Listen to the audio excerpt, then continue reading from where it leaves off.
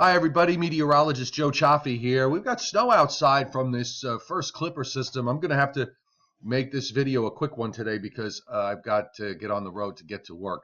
But everything seems to be on course here with low pressure that moves into northwestern Pennsylvania. You get a little wave that develops off the New Jersey coast.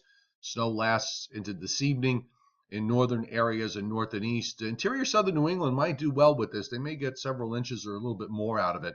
Now, just want to point out, as far as what's going on for Super Bowl Sunday, remember a couple of days ago I put up a European discussion where that model was indicating that all the strength was going to be in the northern part of the jet stream.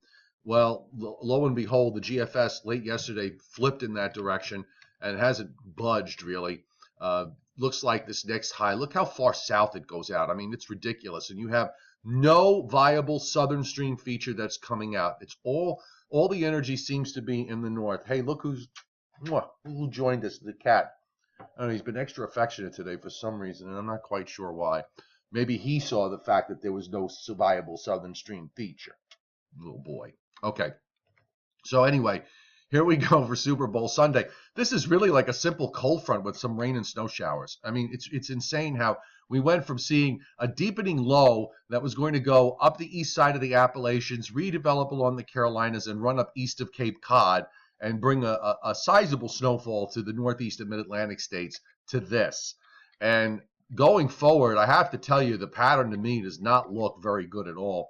One of the other things that the model did last night in the long range that was really distressing to me. I just was shocked to see this because it was a radical departure from what we've been seeing for a number of days. But here we'll have the new run. So I'm just going to show you. I want to just go back to the overnight run of the GFS, and this is what it came up with, and I just did not quite understand it. You've got the upper low in the east, and now as we go into the weekend, you can barely find a trough here. There just is something here in the northern stream. There's nothing. This is nothing like what it looked like. And the other thing that's different is all of a sudden you've got this comes out of nowhere in the west and digs. There's no cold airflow. I mean, it's amazing to me that this, if you go back to the runs right before this, you didn't have this at all. You had that nice Canadian connection to some degree, but the models last night went to suddenly digging a trough out in the west, and then makes this big vortex in south central Canada, which shoots down some fairly cold air, and then it just lifts on out, and then after that it's who knows. That was last night's. I want to take a look at today's because we'll see if there's been any change to this.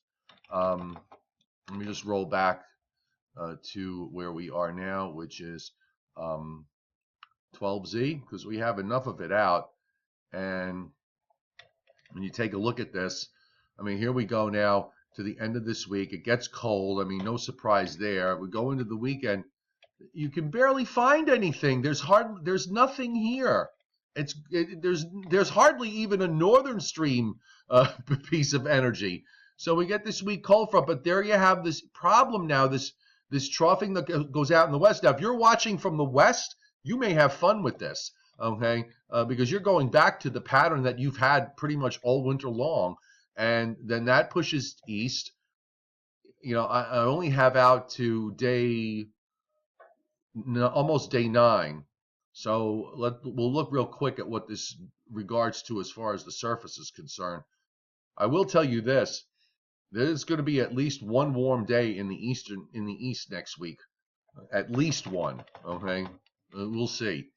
But when we look out in the west, if this idea of a trough in the west is correct, and I can't see why not, take a look at what happens in California.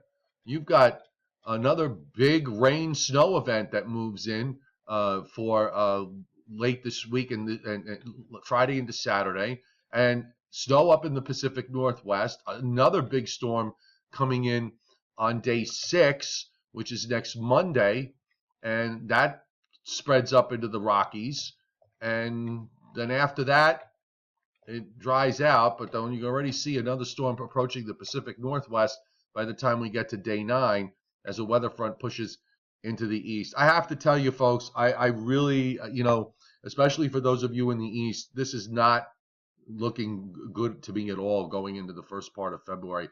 And I'm going to just make a point here. I read a lot about what other people post. After I do my forecast work, just to get an idea. And sometimes I don't do it intentionally. It just kind of shows up in my news feed on Facebook and so on.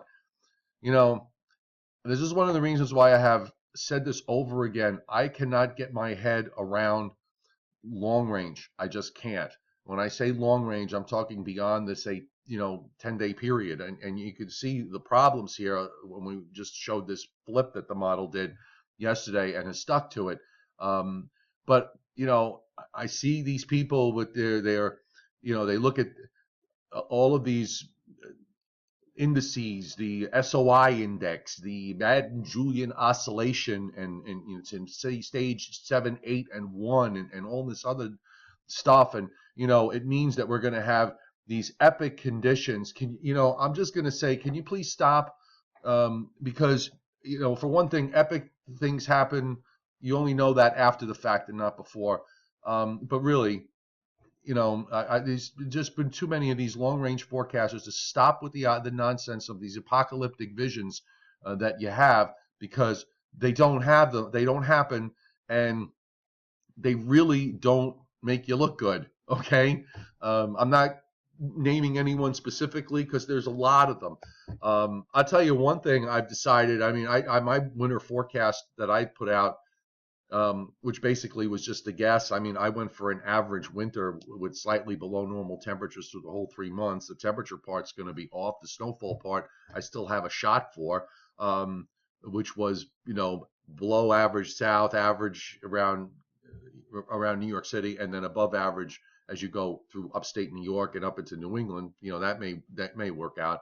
I'm not doing that again next year. I think it's just, to me, it's just a waste of time. Anyway, sorry for the pontification. If you like my YouTube channel, my YouTube videos, I really appreciate it if you would hit the subscribe button and subscribe to my YouTube channel. It's absolutely free. And local weather conditions with the snow going on, you can check out the website meteorologistjoechaffe.com, or if you'd like, you can download to my specific forecasts on the My Weather Concierge app, which is free for the download and 99 cents to subscribe to forecasts for New York City, New Jersey, Long Island, Connecticut, Hudson Valley, and Eastern Pennsylvania. And thank you very much again for being here on my YouTube channel.